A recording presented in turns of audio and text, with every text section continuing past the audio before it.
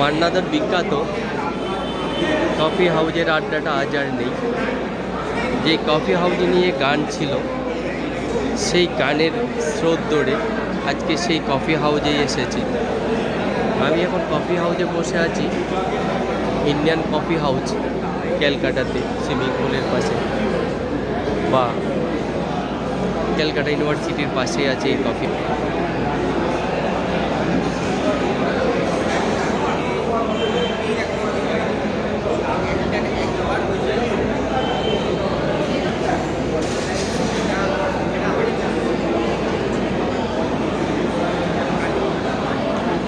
আমি আজকে নিজেকে ভাগ্যবান মনে করছি, আমি সেই কফি হাউসে আসতে পেরেছি, তাই এই ছোট্ট ভিডিওটা করলাম।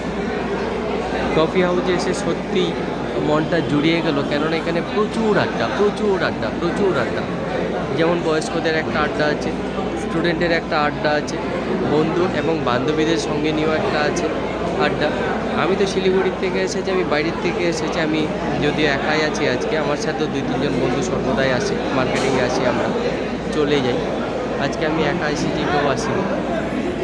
তো হঠাৎ মনে পড়লো যে কফি হাউসটা কোনোদিন দেখিনি, কফি হাউসের গান অনেক শুনেছি, মান্নাদার সেই গান অনেক শুনেছি, কফি হাউস নিয়ে অনেক কিছু শুনেছি, সেই কফি হাউসটা আজকে ঘোরা যাক।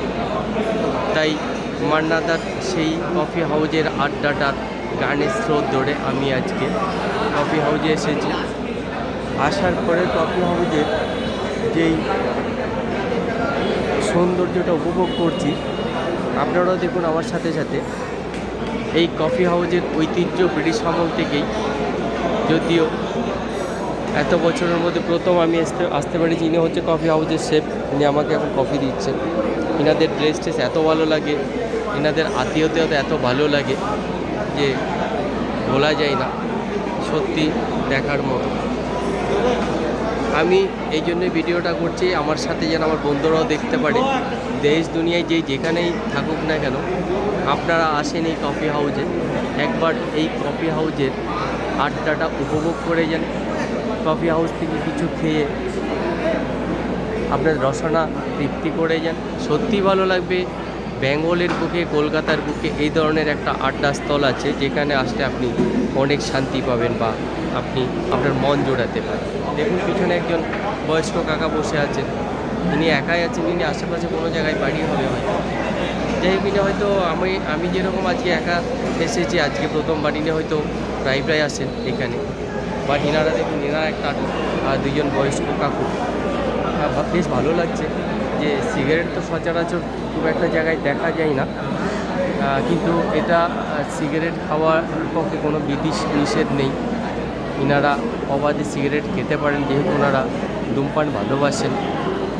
ওনারা এই পেশাটাকে এখনও হয়তো ত্যাগ করতে পারেনি। আমি ওনাদের ধূমপানকে কোনো নেগেটিভভাবে নিচ্ছি না, কারণ ওনাদের একটা অভ্যাস, মানুষের অনেক ধরনের অভ্যাস থাকে, সেই অভ্যাসের মধ্যে একটা এটা পড়ে, তাই ওনারা এখনও সেটা চালিয়ে যাচ্ছেন, চালাতেই পারে, ওনার নিজস্ব ব্যক্তিগত।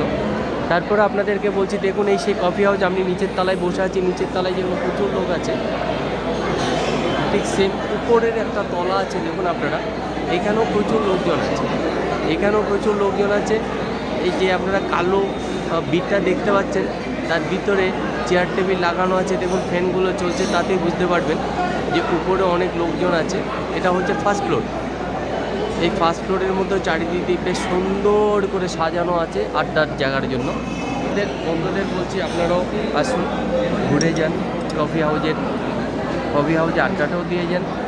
মান্নাদার সেই সুন্দর গান, যেই গান আজও মানুষের মনে দাগ কাটে, কফি হাউজের আড্ডা, সেই আড্ডার সাথে একবার মিশে যান।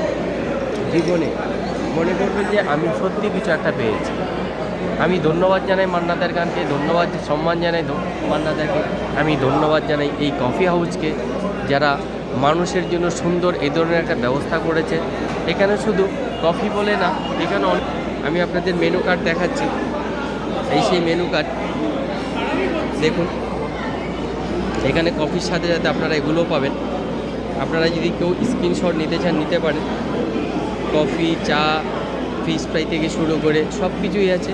এই দেখুন, এখানে এখানে শুধু কফি নেই, এখানে অনেক ফাস্টফুড পাওয়া যায়, যা আমরা রসনা তৃপ্তিতে অনেক রকম স্বাদ উপভোগ করতে পারি।